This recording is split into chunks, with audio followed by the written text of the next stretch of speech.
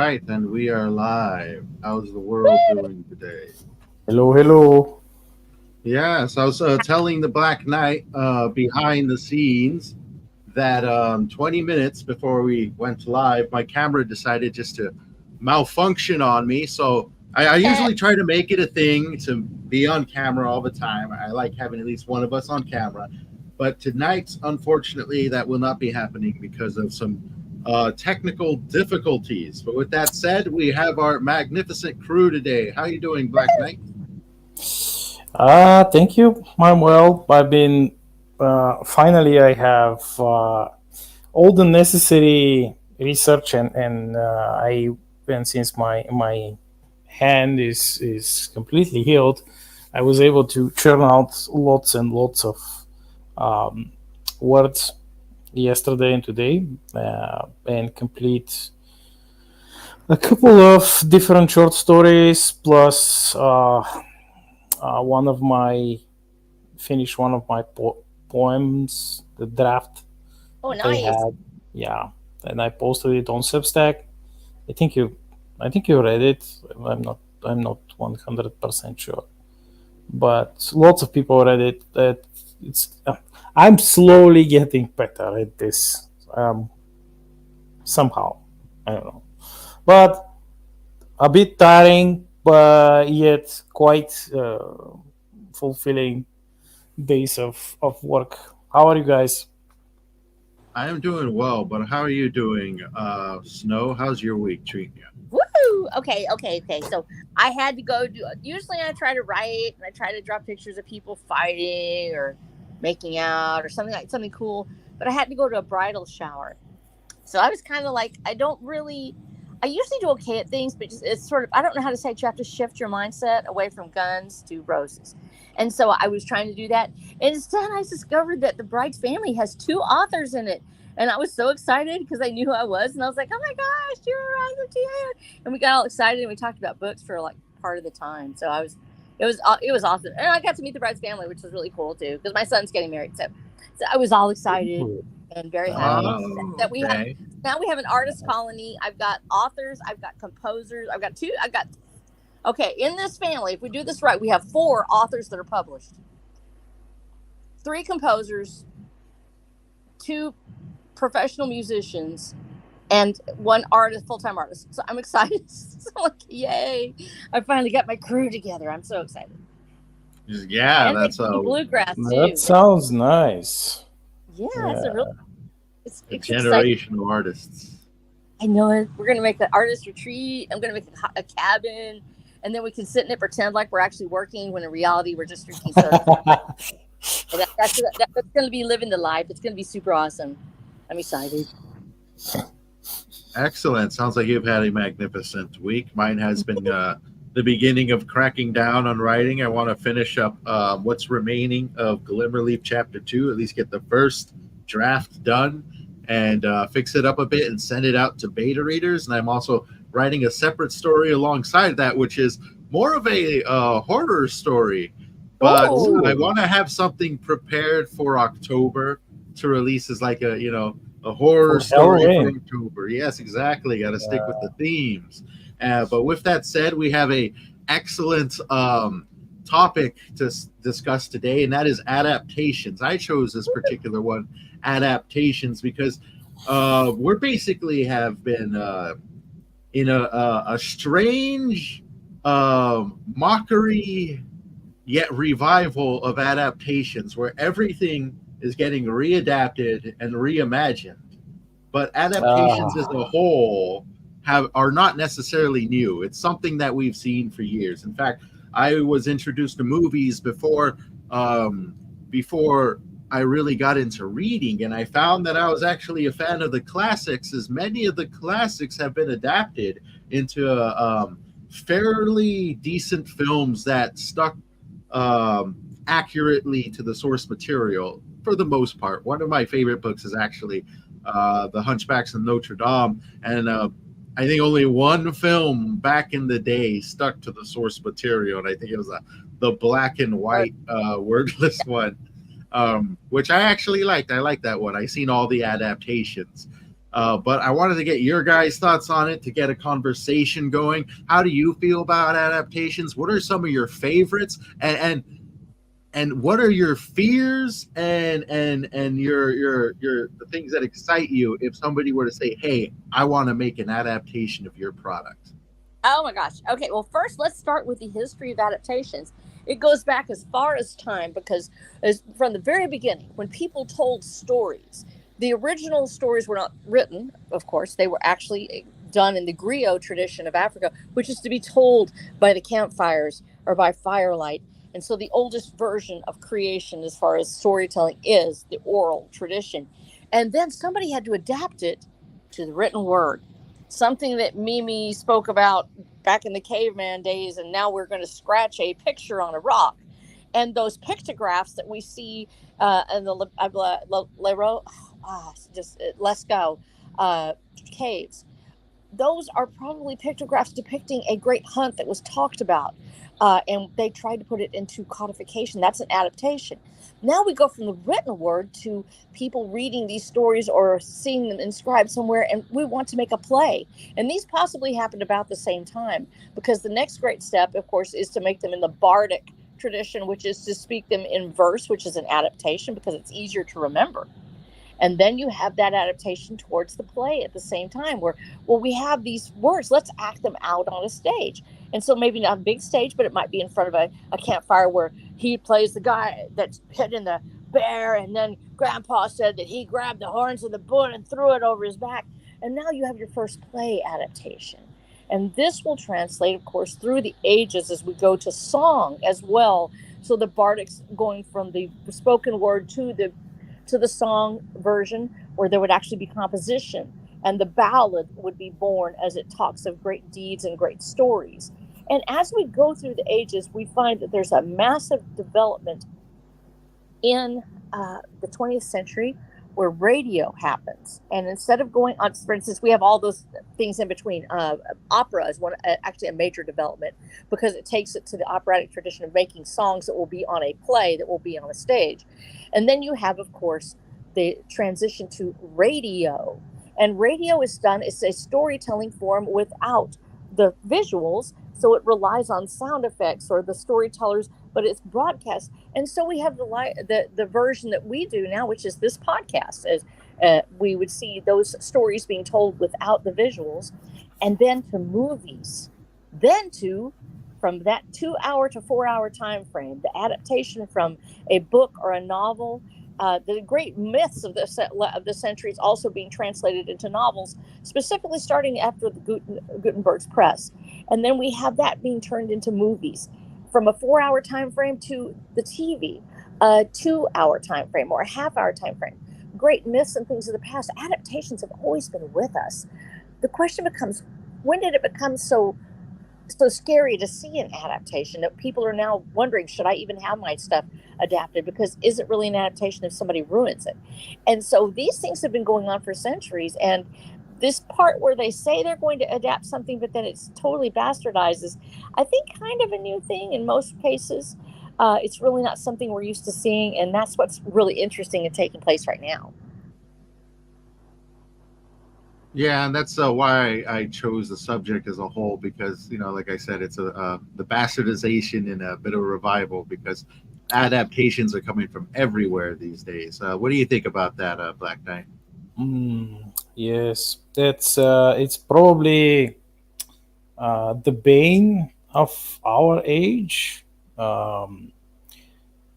because certainly, why not? I mean, it's not easy to make a movie, um, and to adapt, let's say, a book, but it is significantly easier, because like, it's easier than creating something from scratch, meaning writing something from scratch. The problem is that it's the quality of the end product, yeah, the adaptation. Um, our trouble here comes from people with certain mindset who assume that they are infinitely better than the original creator of, let's say, the book, the original book, and they view themselves as like morally superior. Therefore, they can rewrite parts of said book, things that they're not. They don't see them as. Uh, how should I put it mildly? They don't see these things as morally correct. Therefore, they have to rewrite them, and this is where the main issue stems from. Uh, because how can you adapt something if you're removing or changing, twisting, and completely transforming the core aspects of what made said thing um, good and famed, well known? Well, it's not an actual adaptation. This is where the other a word comes, like the word that you used, reimagining. And when people hear that word, they get kind of, I mean, there is an actual like heavy fatigue, um, especially in the West. The audiences, the so-called quote unquote modern audiences, they have fatigue, adaptation fatigue, sequel fatigue, and prequel fatigue, because they've been hit by so much slop.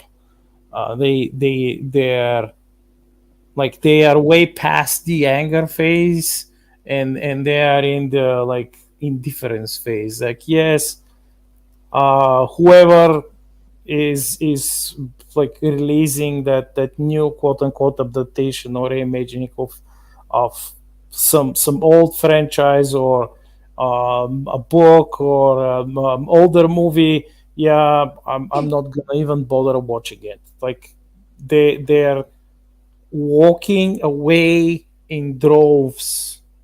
Even those who for years they were like, yeah, maybe it's like maybe it's good, I'll watch it, I'll give it a chance, and then it's boring, or it's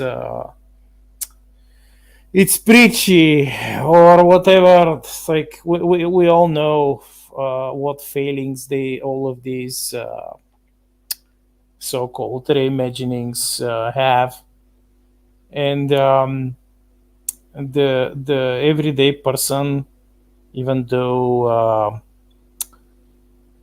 these people who deem themselves ultra superior, even though they assume the everyday person is going to do exactly what they want him or her to do, and they will like what they're given. They're like the schlop that they're given. No, it's with the recent failures of multiple uh, shows, it's and movies, it's painfully evident that it's probably we're entering the end of this era, hopefully. Well, one thing I would really like to point out is that we need to stop letting them change the definition of what words mean. The Rings of Power is not an adaptation of anything that Tolkien ever wrote. It's not based on anything Tolkien ever wrote. It's just sitting like a vulture on the laurels of Tolkien and feasting off of the good reputation of his name to destroy the product. That's not an adaptation. That's a destruction. and we need to stop giving them credence. It is not an adaptation to take Superman and to make him a terrible person. It's not an adaptation to go and destroy Bruce Wayne. It's not an adaptation to go and destroy these properties and then pretend like your product is the real thing. That's just putting on its dead skin and walking around and pretending like they are who they are. We need to stop letting these people call these things adaptations. They're not. They're co-opting it. They are taking over the property. Yes, they're taking over the properties. They are destroying them and then pretending like that was the property. This is how you do it. You don't have to ban a book if you destroy the original property. They destroyed the original property of Star Wars, actually destroyed it because they went in and redid some of the scenes, took out some of the other scenes that made it possible for it to be as popular as it was, for instance, when Onslaught first. They actually redid it. They destroyed that original property. As a result, that's not an adaptation. What they have made with the Alkalite is not an adaptation. It has nothing to do with the original version of Star Wars, nor is it even created by the original writer. As a result, it's not anything like that.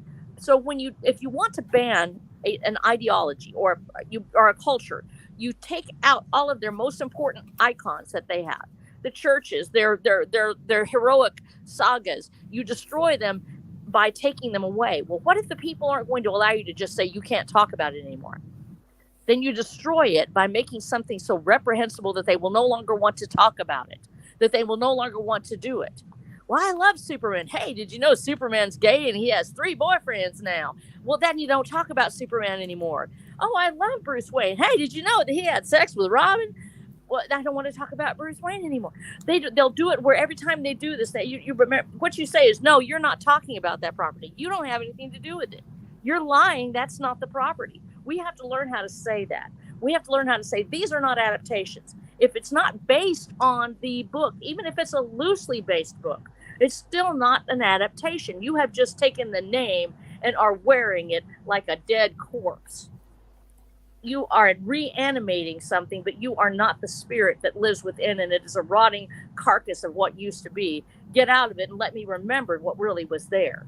And we need to start doing that. We need to start saying that is not who you are. You are not adapting this story. You are just destroying it, and I'm not going to listen to you. I'm going to keep my original version of Lord of the Rings as it was written by Tolkien. I'm not going to buy a new abridged one. I'm not going to go buy a new abridged anything that's of C.S. Lewis. I'm going to keep my old ones. And that's why physical copies are so important. So with that in mind, those things aren't adaptations, and we need to stop letting them lie to us. They're a destruction because Cultural Revolution 2.0 requires them to come in and destroy everything you love. And they're tricking you into hating it. I got news, guys. I'm still going to love Star Wars as it originally stood. The throne room scene is one of the greatest scenes of all time. You can't take it from me. And you can't sit there and tell me, oh, it's not really true that Darth Vader was really made by a bunch of whatever people chanting. I don't care what you did. That's fanfic that you wrote afterwards. It's not real, and it's not part of canon, and I'm not going to accept it. The end. Thank you.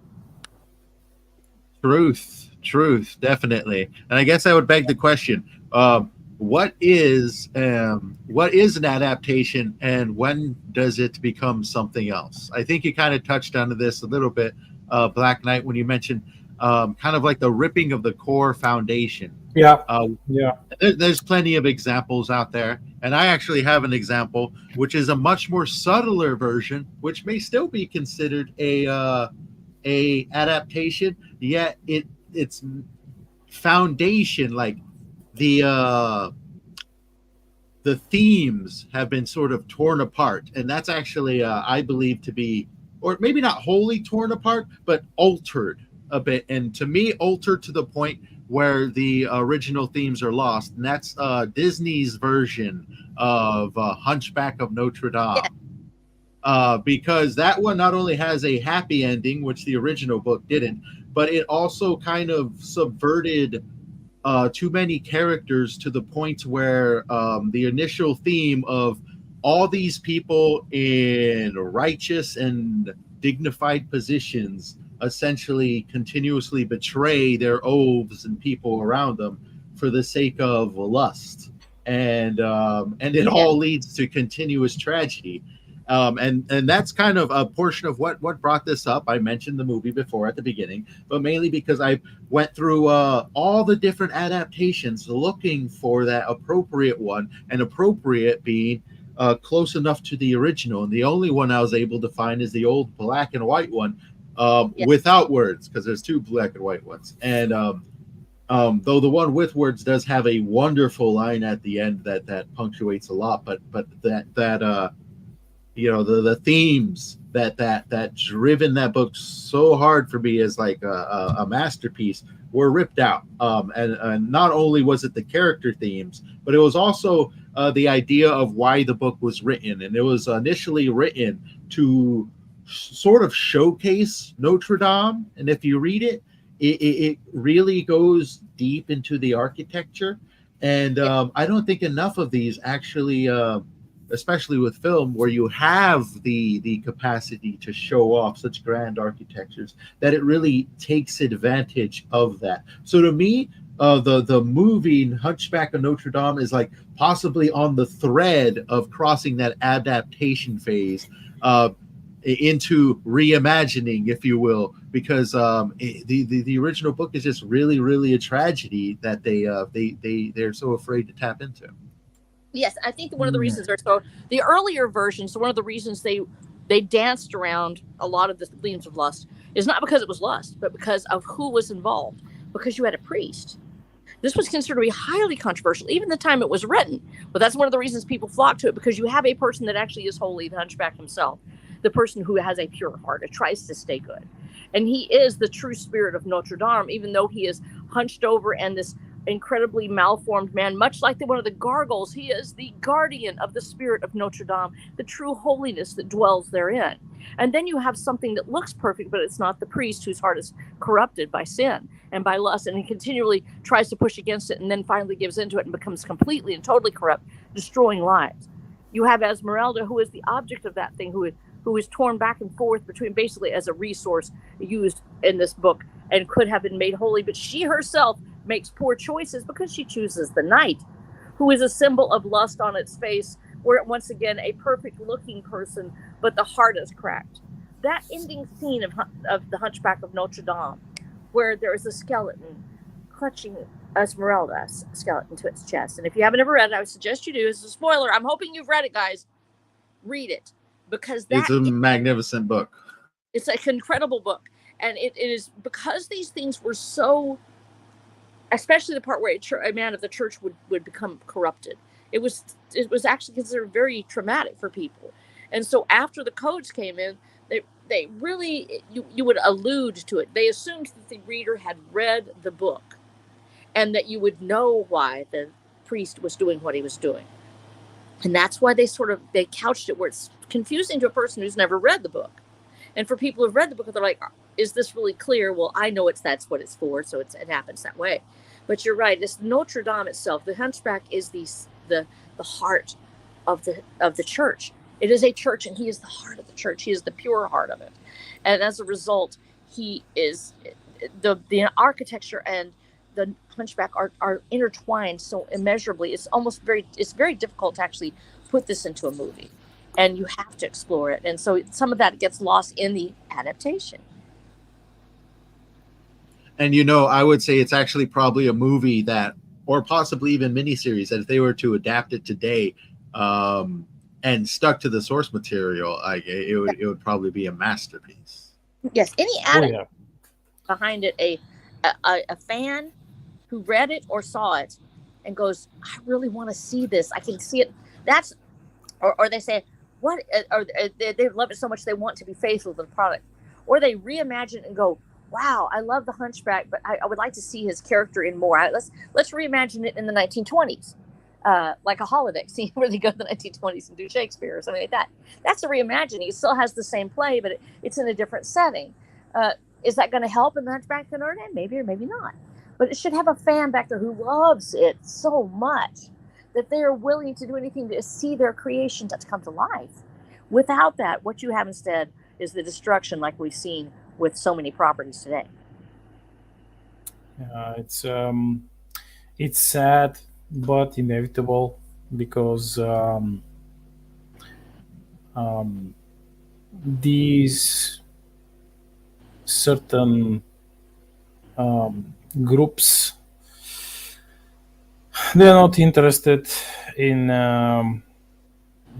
making something which is true to the source of its creator.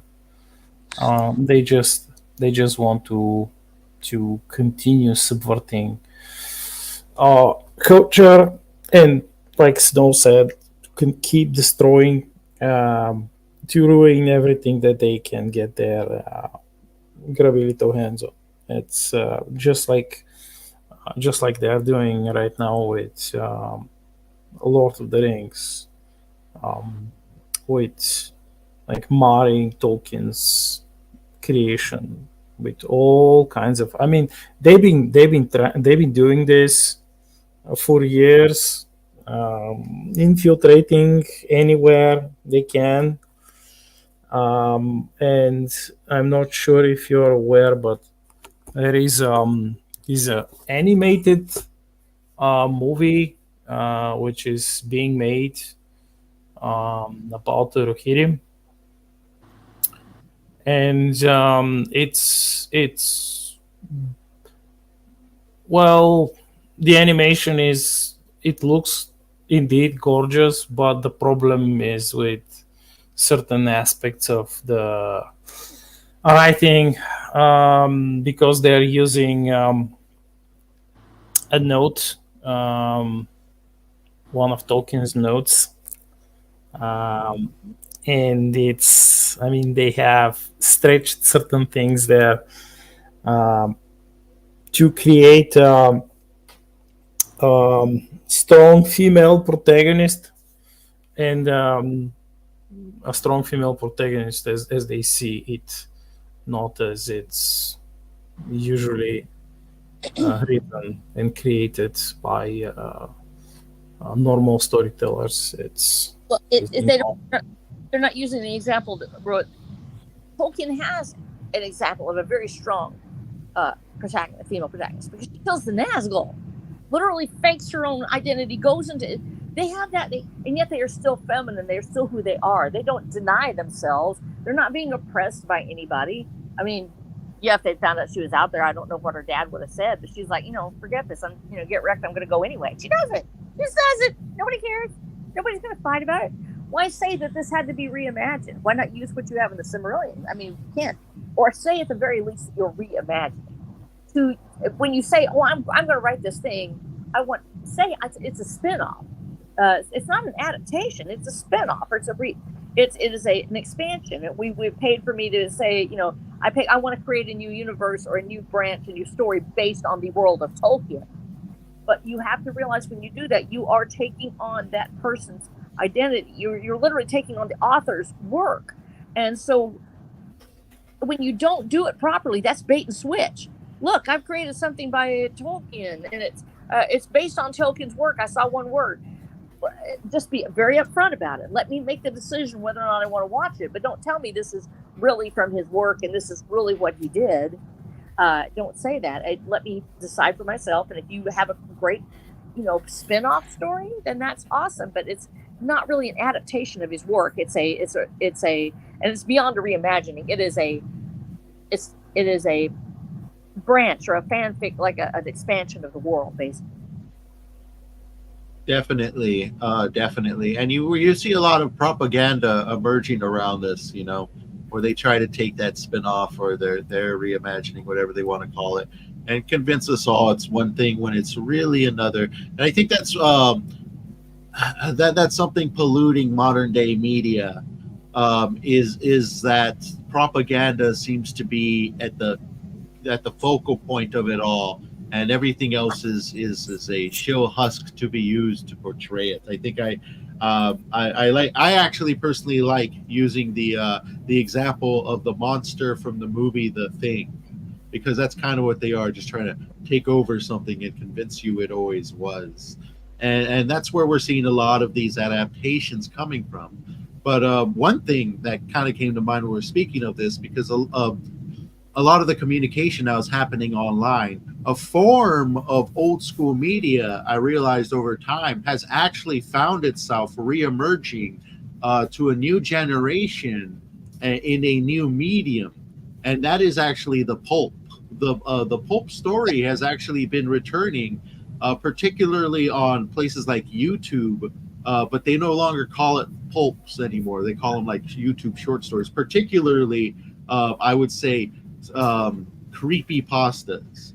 Yeah, because when I read one of these new creepy pastas or hear them on YouTube, because you can find hundreds of them, they are pulp in nature. Because a pulp story is essentially at its core a short story. It bridges all genres, goes across everything, but it's usually a short story. And I realize that's what these things are. These creepy pastas that have now embedded themselves is the online pulp. What do you think of that?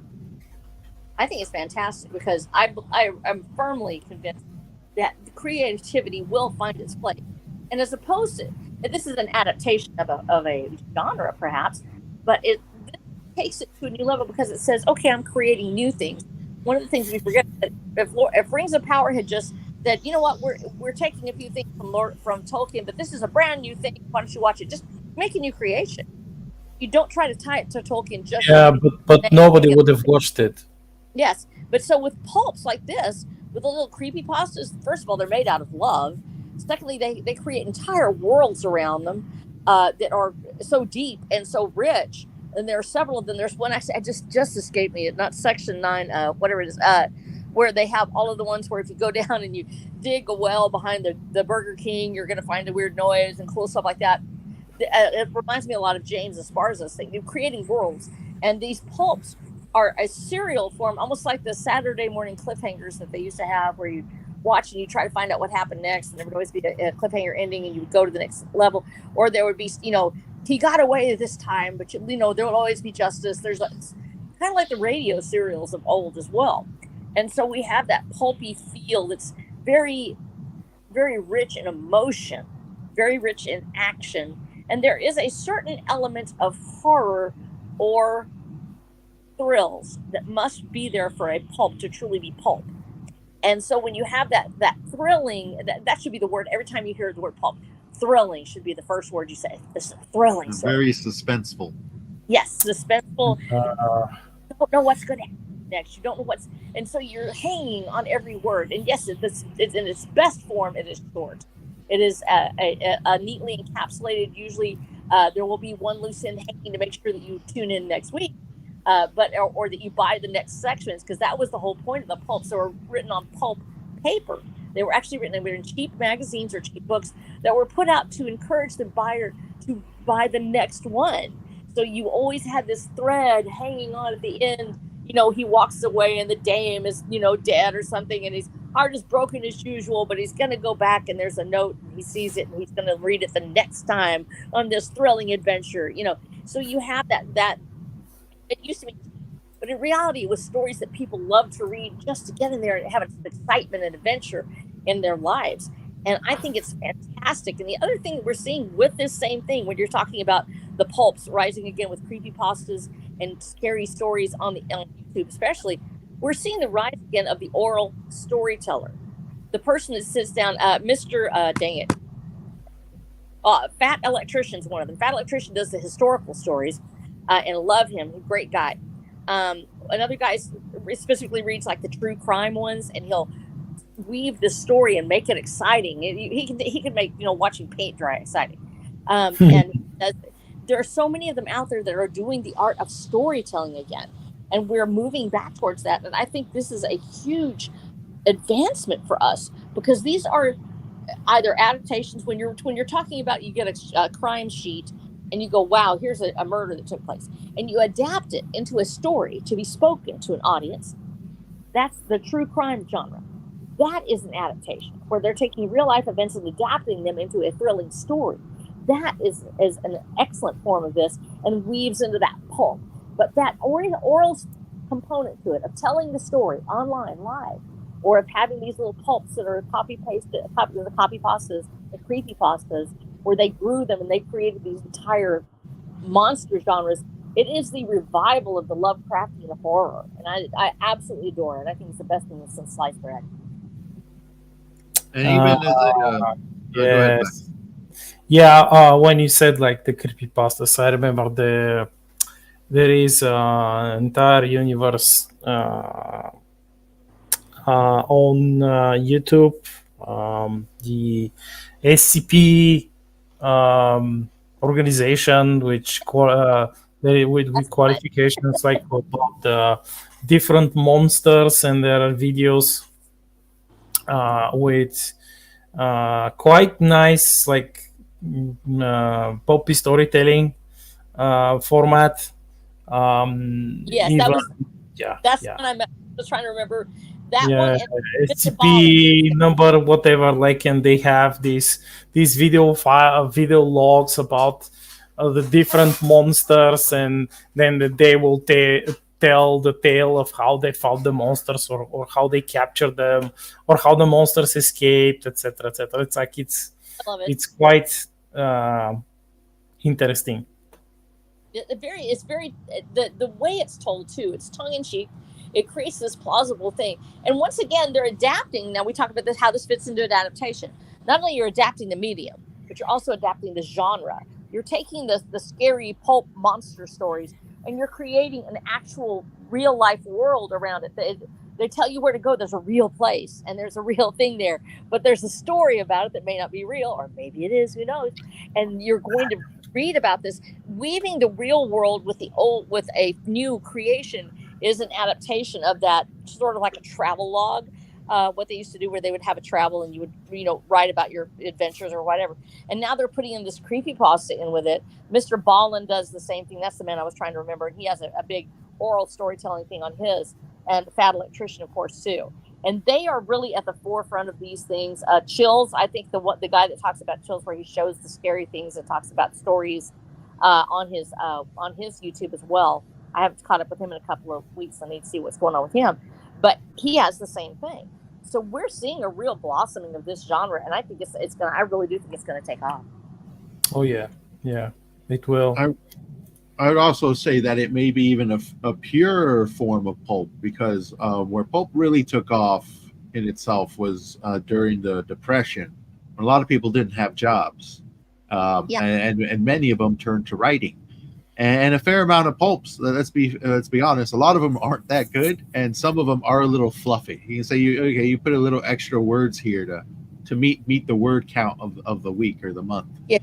But when you look at these these online ones, they're independent projects made with love by individuals for primarily no other reason than to entertain, and that in itself gives it a purity that the industry seems to compromise.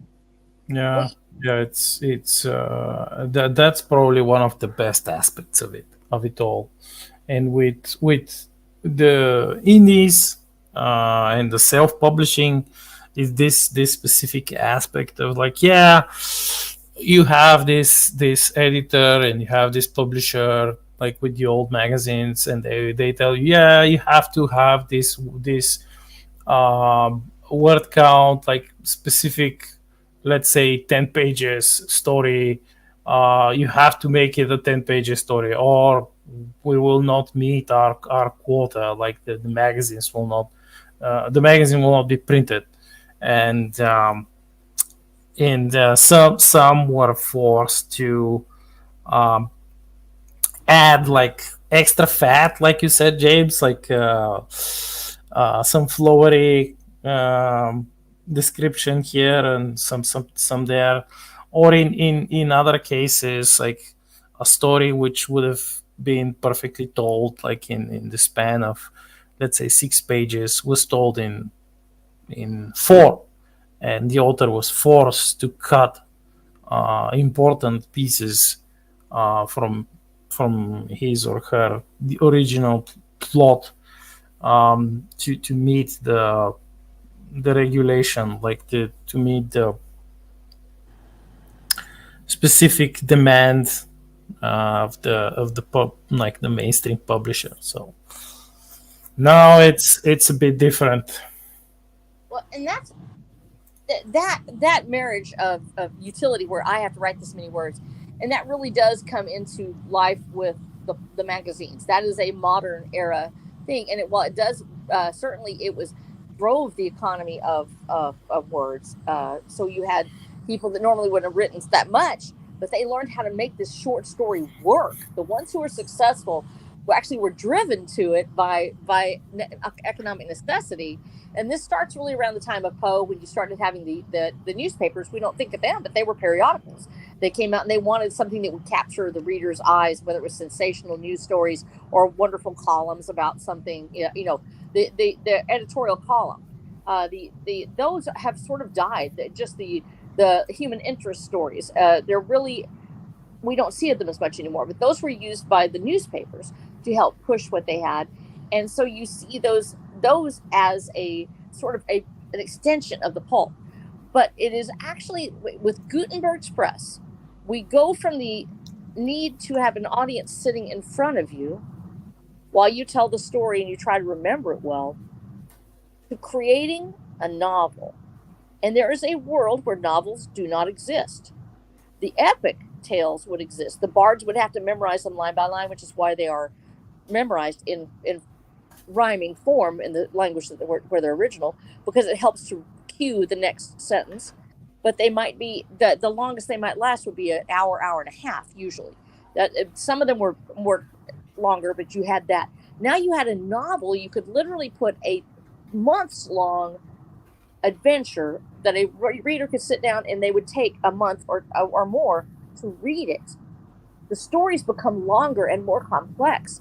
There are ins and outs and things that happen that have never taken place before in these histories. The ability to tell a long form story with a novel sets the writers free to create those works that have no limitations, limited only by their ability to write more and to get it on the page, which is why then you have that sort of rampant, some terrible novels will come out.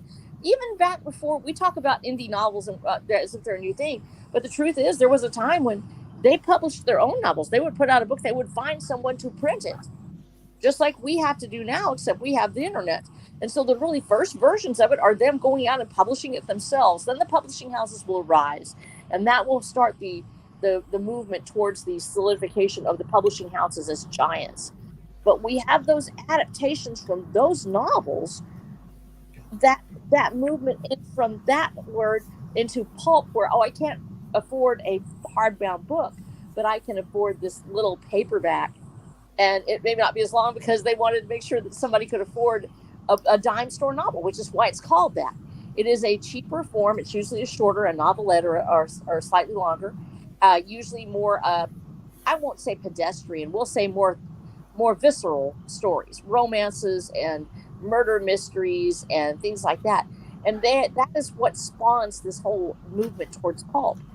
And so now you're seeing it in its form as it finally comes through, this blossoming into the oral form again. And it's like full circle to see the griot come back to life. Yes. Everybody's able Just like we spoke last time about the coalescence of art.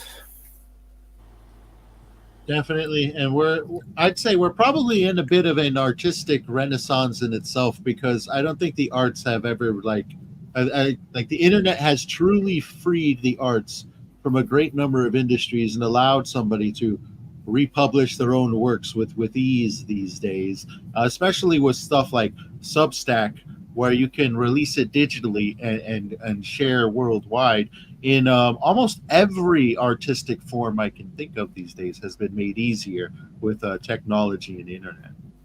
And once again, you have to ask now, why does power want to control that ability? Throughout history, we see destruction, for instance, of stela, which are the earliest form of telling a story. Is actually, it's written in stone, literally written in stone. It's on a monument or something else. And stelas and the written monuments will be destroyed because the new king didn't want the old king's story to be told. We only discover it when we find it buried under the sand or something else, or discover it painted over. The codexes would be destroyed. In the case of the Aztec codexes, the Mayan codexes.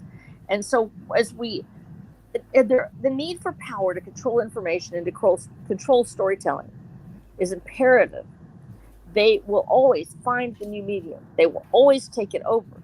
In the case of musics and musicals and everything else, where you have this period where people are just making music and they can do it and get the word out without, because they're going town to town. In the case of Bob Wills or Buddy Holly or anyone else, where they just start off and, playing in a roller rink or down at a barn.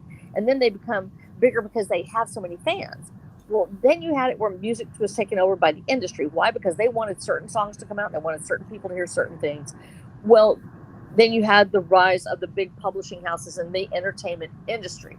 Now we're seeing this movement as we move away from just having, and this is why it's so frustrating. We see them adapting, in quotes, adapting old things or just rehashing them over and over again, or worse, destroying them, when there's such a plethora of new creation out there.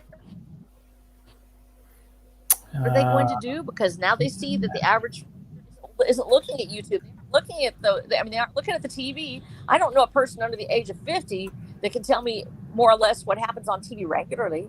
They have a certain thing they'll watch, but they don't tell me, oh, I'm sitting down Thursday night, it's time for this thing. I don't hear that anymore. They're going to try to find a way to control the medium and then profit from it. So we have to ask, with this flourishing, the eyes of power turn like Sauron's eye from its tower and says, oh, the people are flocking here. How can I take it over? How can I make it where I control it and I decide who hears what? And the answer will be the same way they are starting to do it, which is to control YouTube, to censor, to copy strike things that sound somewhat alike. But we see artists that are having their works copy struck and it's brand new, it's original, but it sounds, a riff sounds like something, and so they'll shut it down. How do we subvert that? How do we make sure that the original creations that are being created now, or the beautiful adaptation that somebody may make from a work that's in public domain, how can we make sure that those works are still going to get out there? Because we now have the ability for us to adapt anything. We can adapt Shakespeare. We can adapt early Disney. We can adapt anything that's in public domain. Adaptations can be made now, and we can make entire epics that were done from the Greek era and put them on. How are they going to try to shut that down, and what can we do to make sure that we always have a way to do it? Well, they could make it almost financially impossible, but people will always find a way, and perhaps their only viable option is to gulag us, physically gulag us, like find some way, like a law could be passed that would label, let's say, words as terrorism, etc., etc. Just like they have been doing recently in England. They are arresting and locking people for posting memes, and I don't know if you're aware.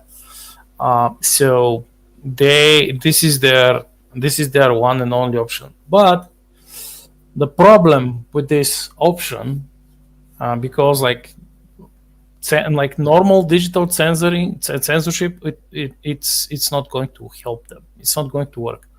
It will help them like temporarily, but as a permanent solution, it's not going to work, because people will find a way to bypass the censorship, the digital censorship. So they will have to they'll be forced to actually like physically detain people, physically lock them up.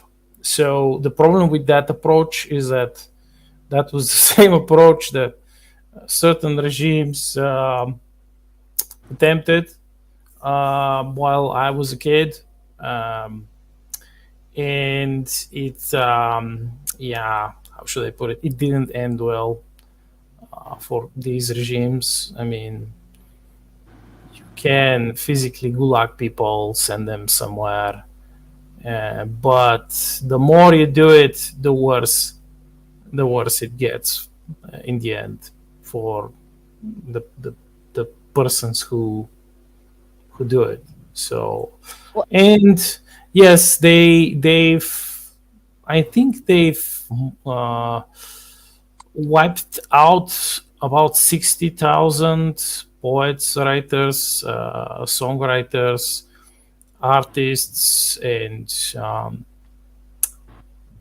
singers, painters during the establishment of the regime here, and similar events have occurred throughout Eastern Europe in every country that they took over. That was the very first thing that they did. It's like they would gather all the poets, all the writers, all the songwriters, all the painters, etc., so they could establish their quote unquote new progressive culture, and they would unalive the old artists, all of them, or just send them somewhere, imprison them somewhere to eventually be unalived. So it doesn't work. James, I know that you have like a family. You have extended family in your family. Have you actually, when we're talking about digital, one of the things that really sticks with me is the fact that we've become so dependent on it. We are dependent on songs. We go to our playlist rather than actually knowing the song ourselves. Did you have people in your family actually tell stories? And I'm gonna follow up with this. Do you have people that actually told you stories, sit down and would talk to you and tell a story from old times or quote something? There's a few old time stories shared down through the generations. I try to remember them word for word to share later on, but unfortunately, not too many. A handful, yes, but not too many. Though they have been shared, they share them a lot, which is a good thing. Yes. Well, so I want to put this out here because I think it's extraordinarily important. When we talk about adaptation and how distressing it is when it destroys the product and makes it to where we don't want to talk about great stories or great things that happen. One of the things that's happened to our generation, and I'm starting with my generation on down, is we became used to other people entertaining us. We became used to other people playing music, other people drawing the pictures, other people telling the stories. As a result, adaptation, this is when the death of creativity, even in people who want to make something, don't know where to go because they don't know how to create. They no longer know how to draw with a pencil, or they no longer know how to play an instrument, play a guitar. They no longer know a song that if they sit down and sing, can they remember the words if they don't play it on YouTube? They are unable to do this because machinery and technology make us soft. We no longer have to do it ourselves. Now we just tell AI to do it for us, and it will create something for us. This is part of the process of cultural destruction. They are enticing you into giving up your own creativity, to give up those muscles, and so you will become dependent on the machinery. And then when the machinery turns you away or says not today, you will no longer know how to do it, and you will not be able to share the ability to teach someone how to do it themselves. My statement today is, if you wish to have a culture that's worthy of adaptation, you must take it to the next level and take it away from the digital plane. You are going to have to put physical books in your hands and then put some in the ground, because that's how they're saved, in a safe place where no one can find them and burn them. Second thing, you're going to have to learn how to play an instrument, and you're going to sing and try to find 3 songs that you want your children to know or you want some stranger to know. Learn to play a guitar so you can carry it with you and sing those songs. Pass it on to someone. Those 3 songs are all you need. Learn 3 stories. Memorize them by heart. Tell them to someone. And learn 3 poems. 3 poems that you believe are important. And learn to speak them line by line so you can teach them to someone else. This is how we will regain the culture. Should they attempt to destroy us, those people that were in the prisons in the time when the regimes were taking over passed on their own adaptations. They created adaptations of the old myths from Greek legend and from the Mayan cultures. When the Indians were put into the Indian schools and they weren't even allowed to speak their own language, they still passed on the stories in secret where no one could hear it. And they made sure somebody would find out about it. We need to start practicing the same thing, but we have to stop right now making ourselves lazy in this process. Simply going back and adapting everything over and over again because we can't think of a character on our own, in the end becomes lazy. A beautiful adaptation is a great thing, but if you can't create your own culture, if you cannot do it yourself, you will end up losing it. And so it's time for us to adapt, make an adaptation from the digital back into the physical realm.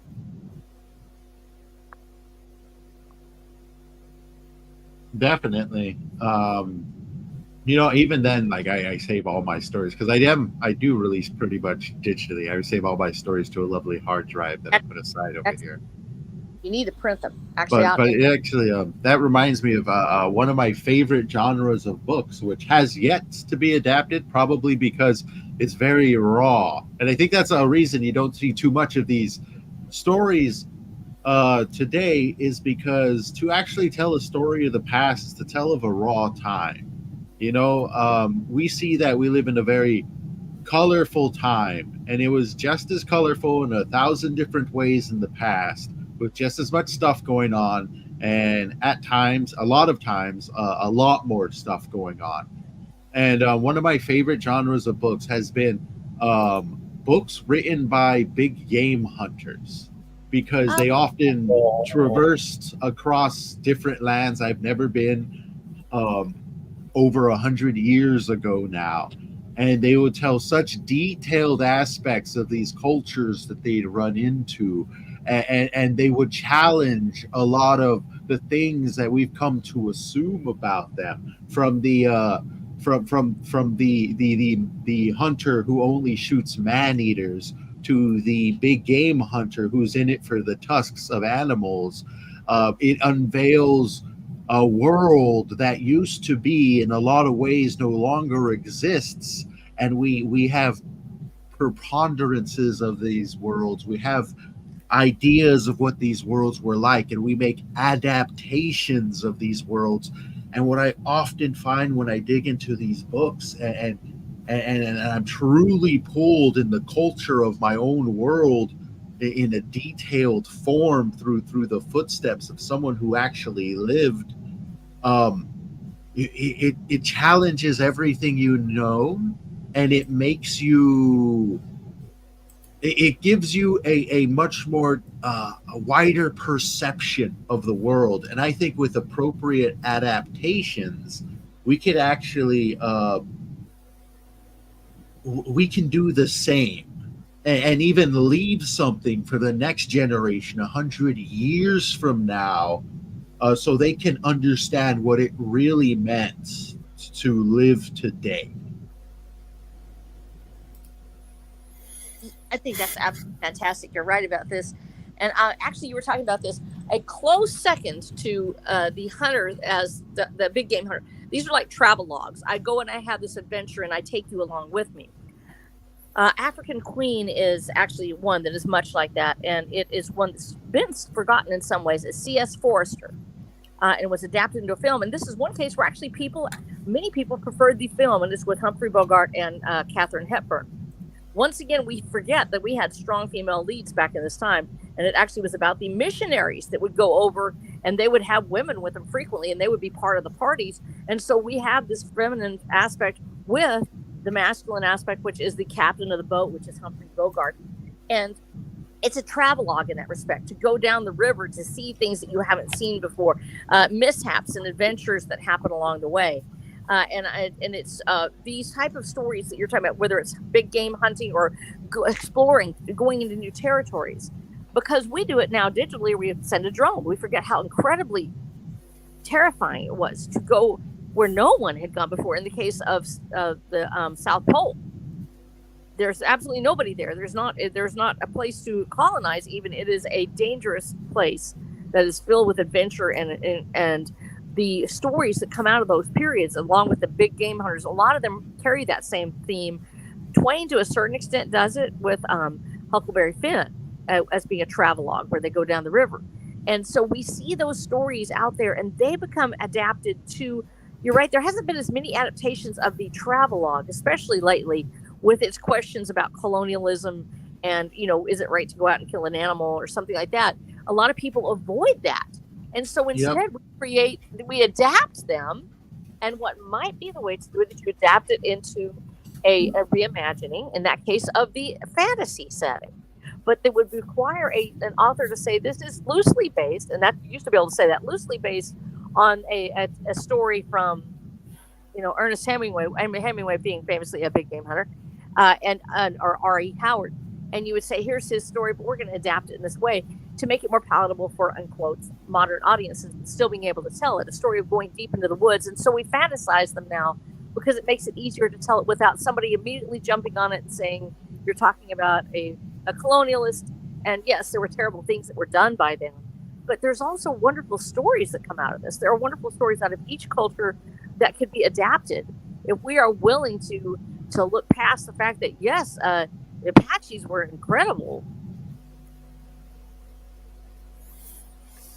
Yeah, I mean, Yeah. Go ahead, Black Knight. No. You first.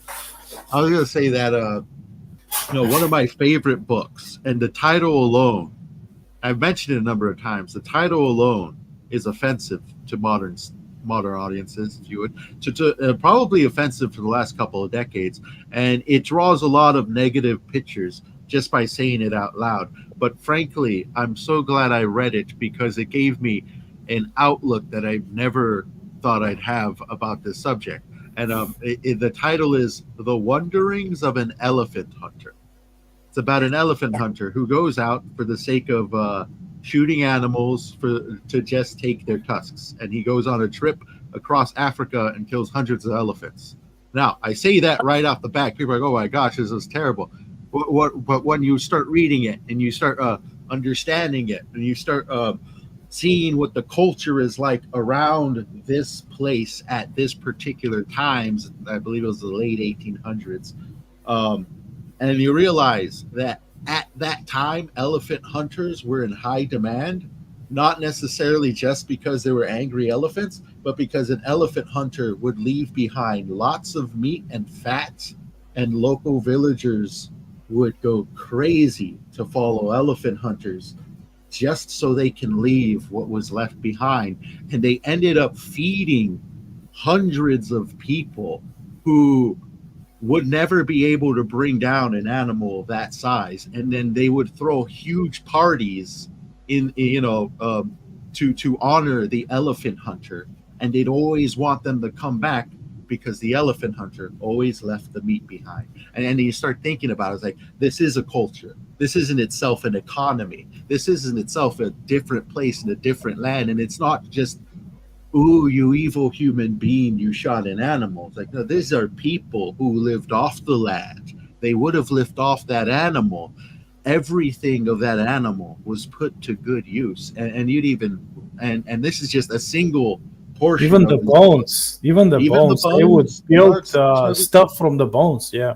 Exactly. And this was in Africa in the 1800s. And a lot of these books were the first time people would actually be introduced to these worlds that, like I said, actually existed. And it would be a lot of these big game hunters who would actually become some of the first conservationists around. And they would set up a lot of reserves for the animals that would go endangered. And they would, in their own right, were naturalists and would promote naturalism in a lot of its ways. And that's something that's been long forgotten and lost. And I think a huge portion of that is due to a lack of appropriate adaptation. Oh, yes. It's I fear that for many of these old stories to be properly adapted, we'll have to live through and wait for, like, the complete collapse of this boring postmodernist schlop obsession, and we'll just have to wait for it to end, because it has already exhausted itself, just like it did exhaust, like, back during the different, like, communist regimes. They had similar pursuits. They have rewritten and reimagined some of our classic poets and authors, labeling them communists, etc., etc. So, um, or giving certain people like qualities, or writing them achievements that they didn't have, just so they could make a piece of propaganda. But other than that, yes, it's perhaps not hunting, but I specifically love reading about the old explorers, like the sea um, captains who sailed across the world, because that at the time was pretty much close to suicide, like slow suicide as possible.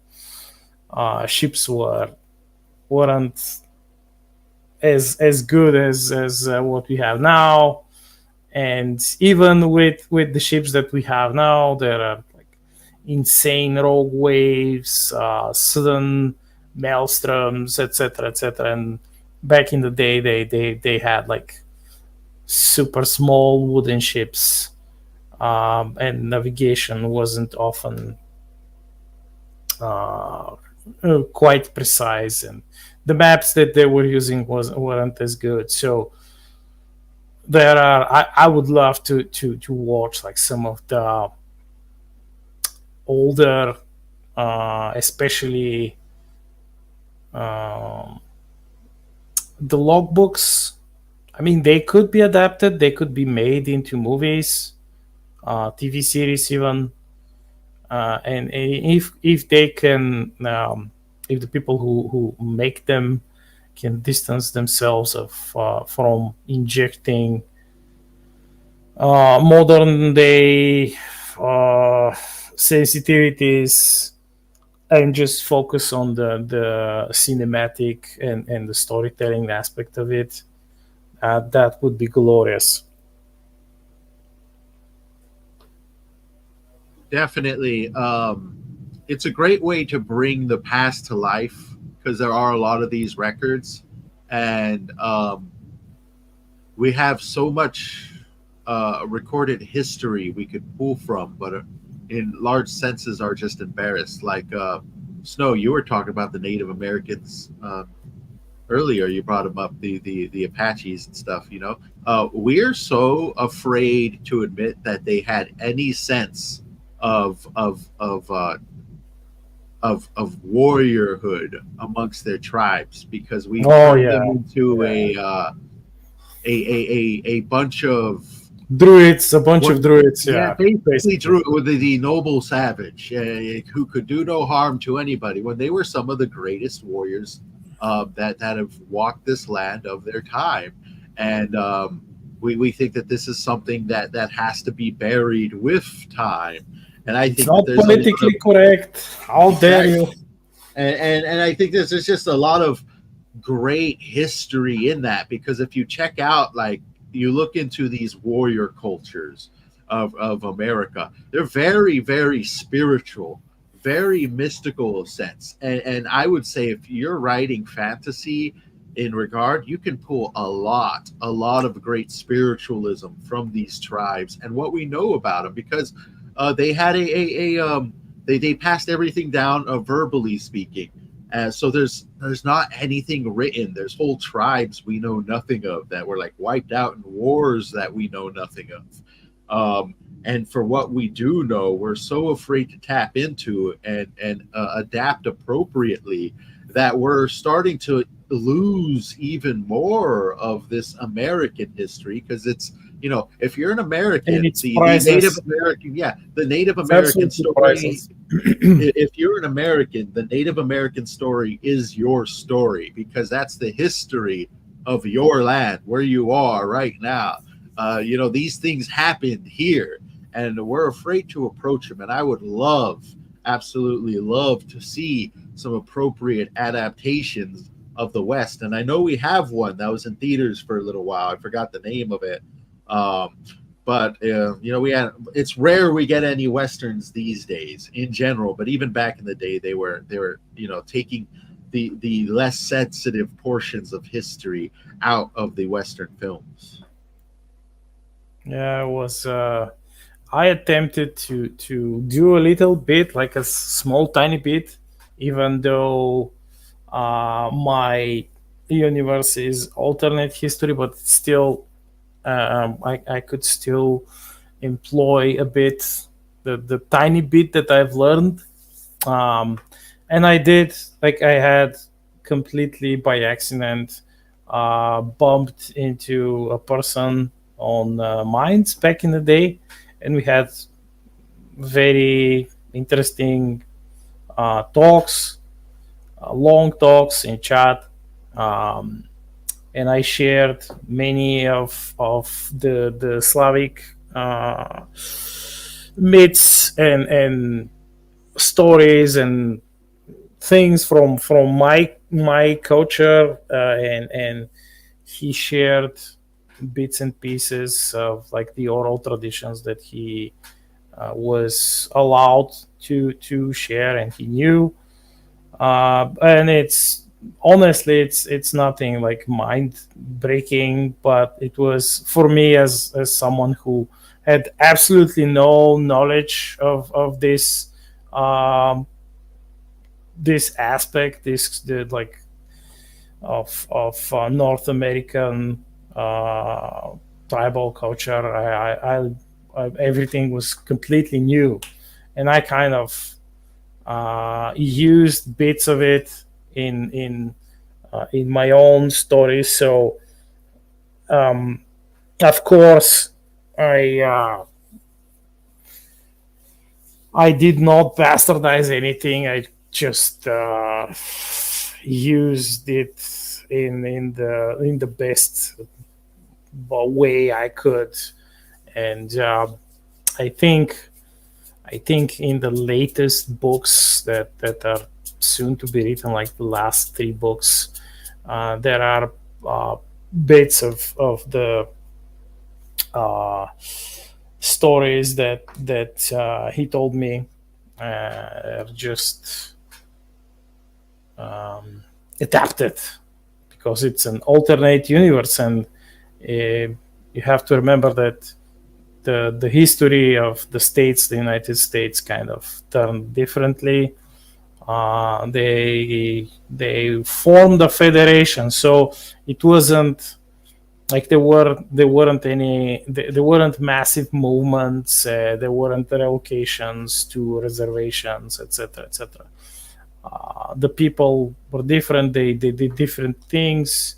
They had different alliances. Of course, there were tribes that had other goals, but that's entirely different talk altogether. So, yeah.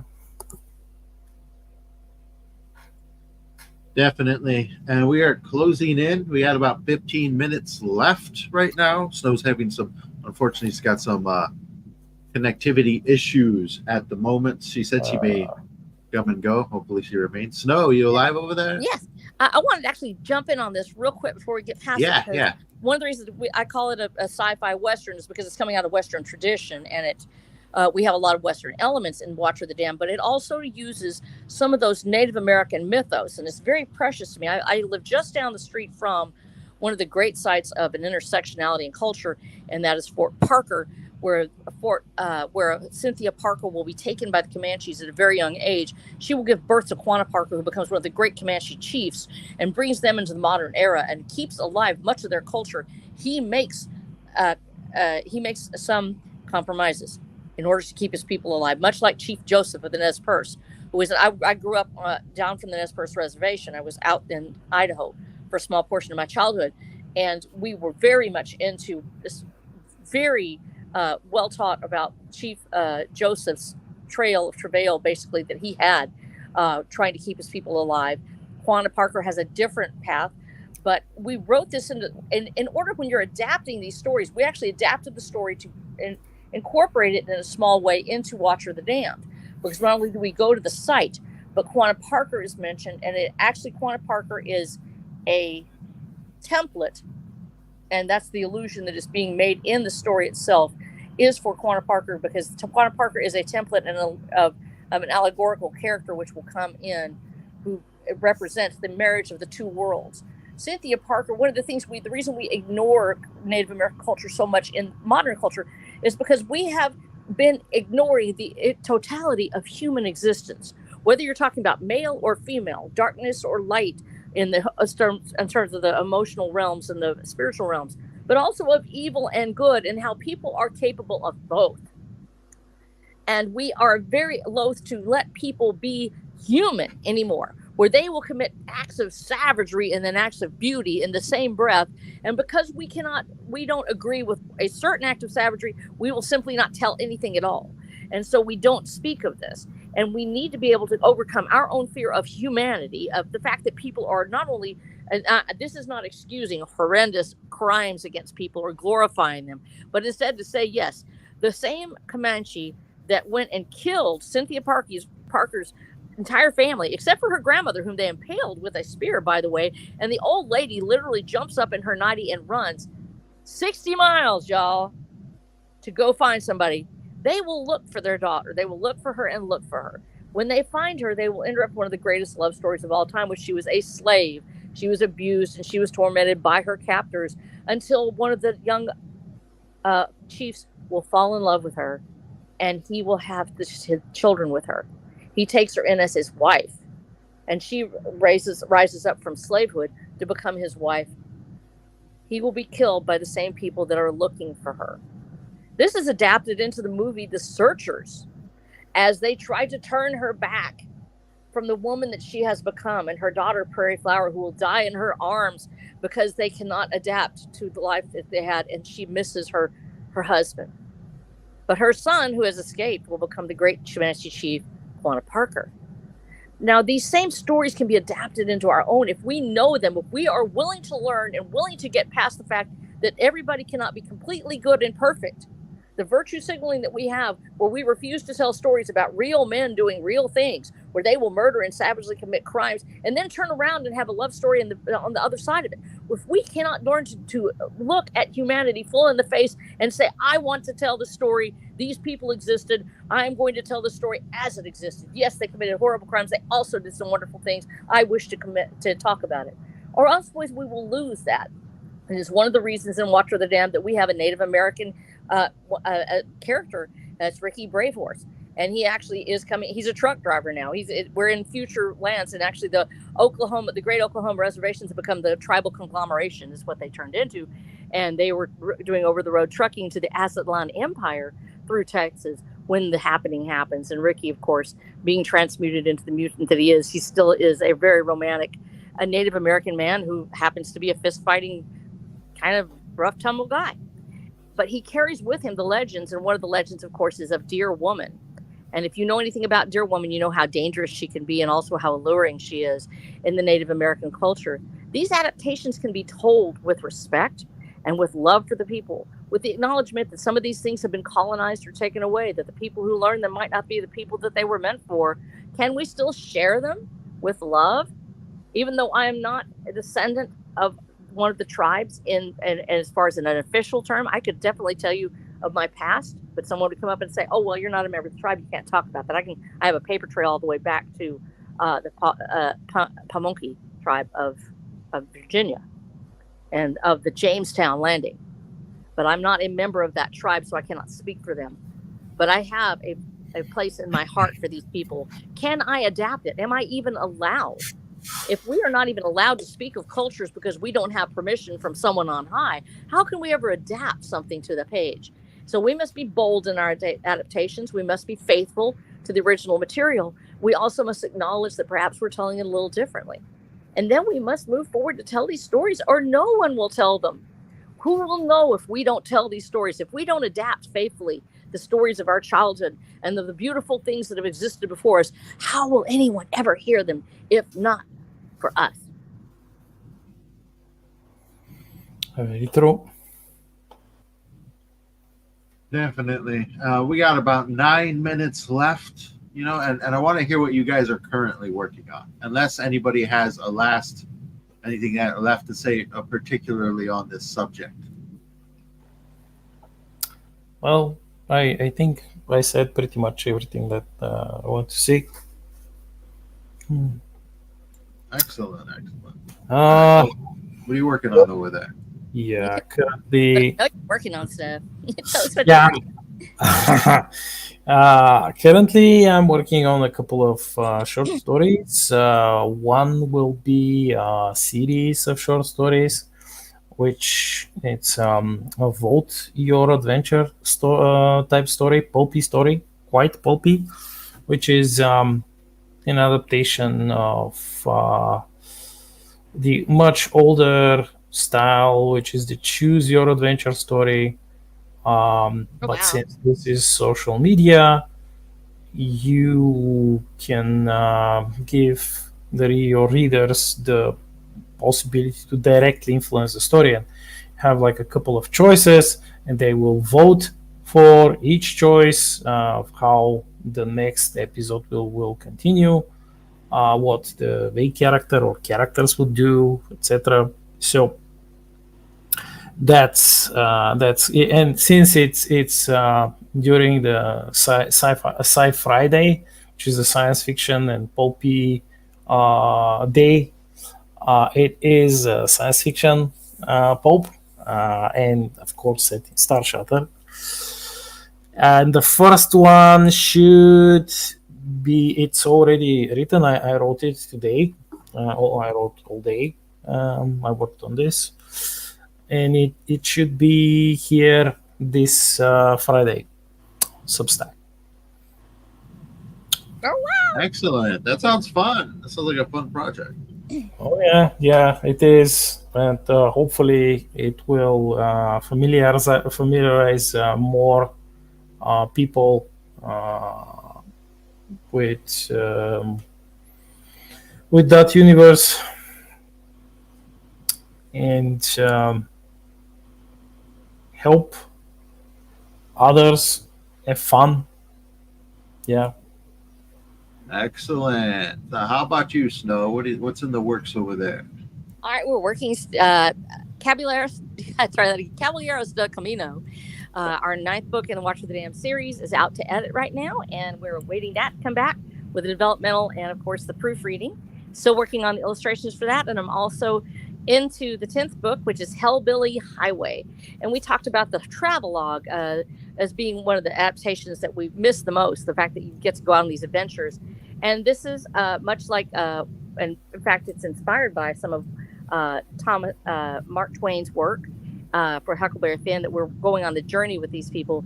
And we have included some of the folklore and the tales, and adapted actually one of the tales into this series, and specifically the places that they go and some of the folklore that I know about the particular local events that took place.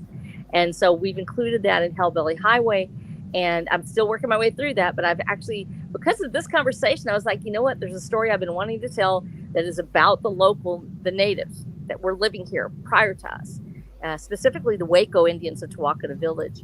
And I would love to go ahead and you had Waco Village, you had Tawakona Village.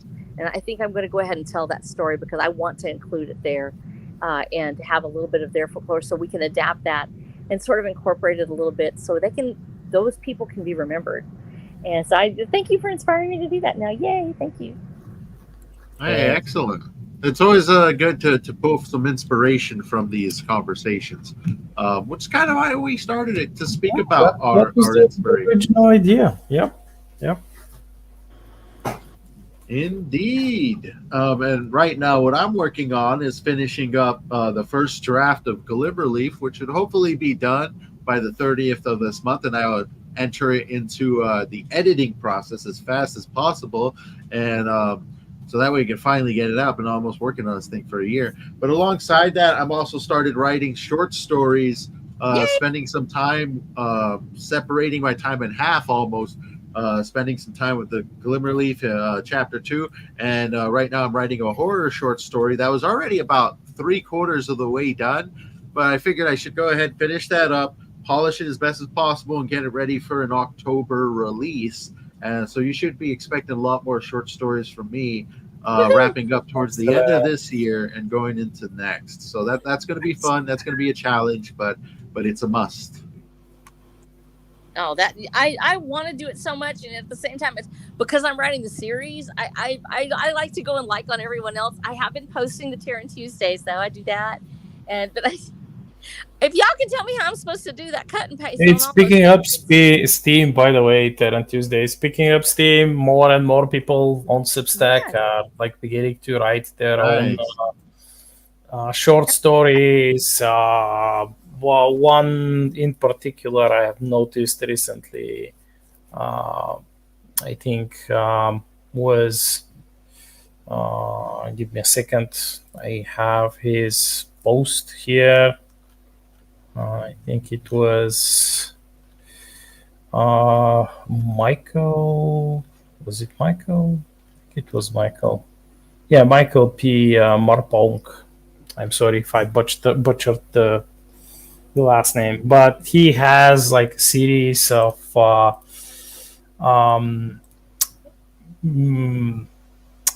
stories.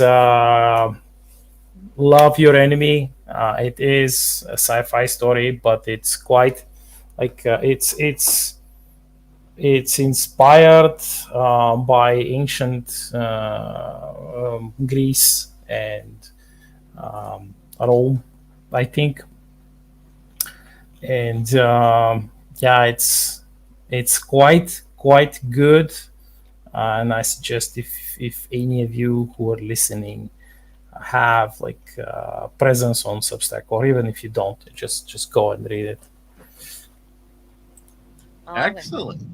It's nice to know that not only are we picking up steam, but that's many more self-published authors are having at it, and particularly ones with some quality.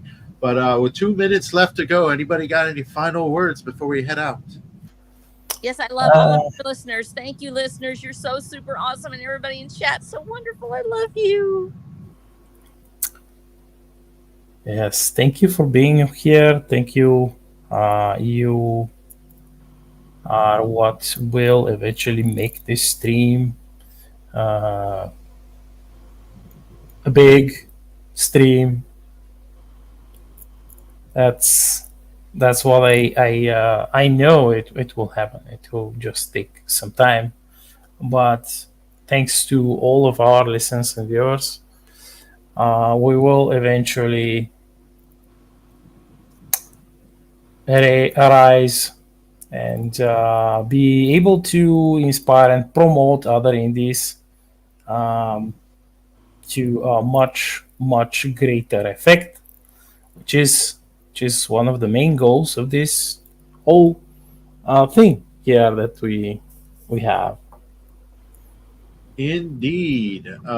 Hope each and every single one of you joins us for our next stream. I've noticed that our numbers are definitely picking up incrementally. So we appreciate all you guys. And if you have any questions that you have for any of the panelists, just leave them down below when the stream is over in the comments.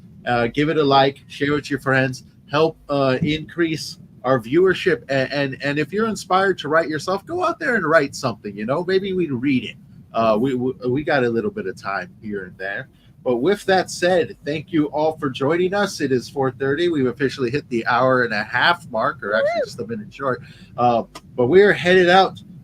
Thank you so much for joining us. We appreciate each and every single one of you. Have yourself an absolutely wonderful rest of your day, rest of your week. But we got to go writing. Take it easy.